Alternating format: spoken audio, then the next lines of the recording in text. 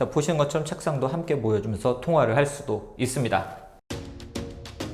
안녕하세요. 빠르게 테크 리뷰 테크 소식을 전해드리고 있는 이큐입니다. 오늘은 제가 맥OS 13을 소개를 해드리려고 합니다. 제가 이미 iOS와 워치OS를 소개를 해드렸는데요.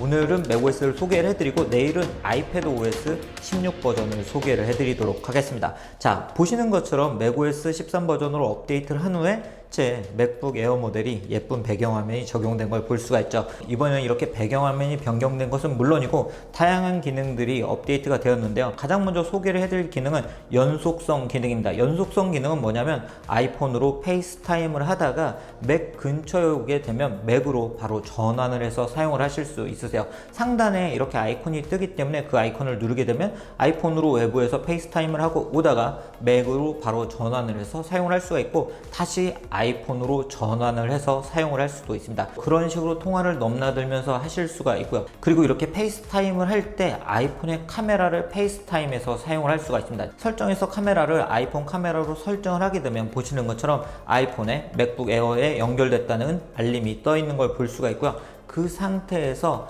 아이폰의 카메라로 나를 비추거나 또는 사물 등을 비추면서 통화를 하실 수가 있으세요. 퀄리티 좋은 카메라를 맥북에서 사용을 할 수가 있고요. 자, 이렇게 아이폰의 카메라를 연결해서 사용할 때 비디오 효과를 선택하게 되면 센터 스테이지 기능을 사용할 수가 있고요. 인물 사진 모드도 사용할 수가 있고 스튜디오 조명 효과도 사용할 수 있습니다. 그리고 데스크 뷰, 책상 보기 기능을 사용할 수 있는데요. 자, 보시는 것처럼 책상도 함께 보여주면서 통화를 할 수도 있습니다. 이처럼 애플은 맥과 아이폰을 넘나들면서 사용할 수 있는 연속성 기능을 제공을 하고 있습니다. 자, 그럼 다음 기능부터는 제가 맥북 화면을 바로 보면서 소개를 해드리도록 하겠습니다. 먼저 스테이지 매니저 기능부터 소개를 해드리도록 하겠습니다. 이 제어 센터에 보면 이 스테이지 매니저라는 기능을 만날 수가 있는데요. 여러분들이 맥을 사용하면서 다양한 앱들을 띄워놓고 작업을 할 때 좀 불편함을 느끼시는 분들도 있죠. 바로 그런 분들은 이 스테이지 매니저 기능을 켜두면 이제는 이렇게 예를 들어 다양한 앱들을 사용하고 있을 때 이렇게 앱들을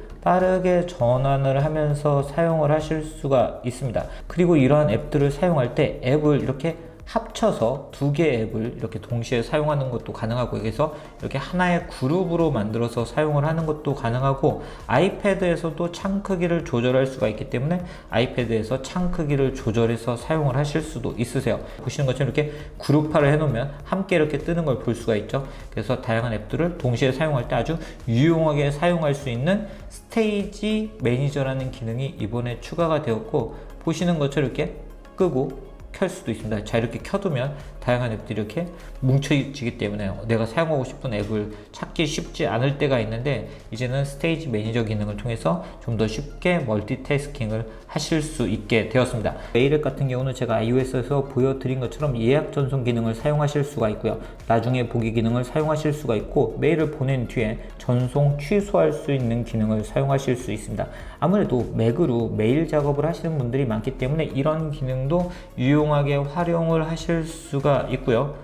메일 개인정보 보호 기능은 역시 사용을 할 수가 있고 검색 기능이 이번에 업데이트가 되어서 예를 들어 시계다 이런 식으로 검색 기능을 좀 더 다양하게 사용을 할 수가 있고 보시는 것처럼 영화나 추천 사이트 그리고 정의, PDF 문서 그리고 애플 뮤직 등 다양한 부분을 연결해서 사용할 수 있는 걸 확인할 수 있습니다. 그리고 우리가 아이폰이나 아이패드에서 사용하고 있는 시계를 이제는 맥OS에서 좀 더 편하게 사용할 수 있는 기능이 추가되었고요. 세계 시계, 알람, 스톱워치, 타이머 등의 기능을 이제는 맥OS에서 만날 수가 있습니다.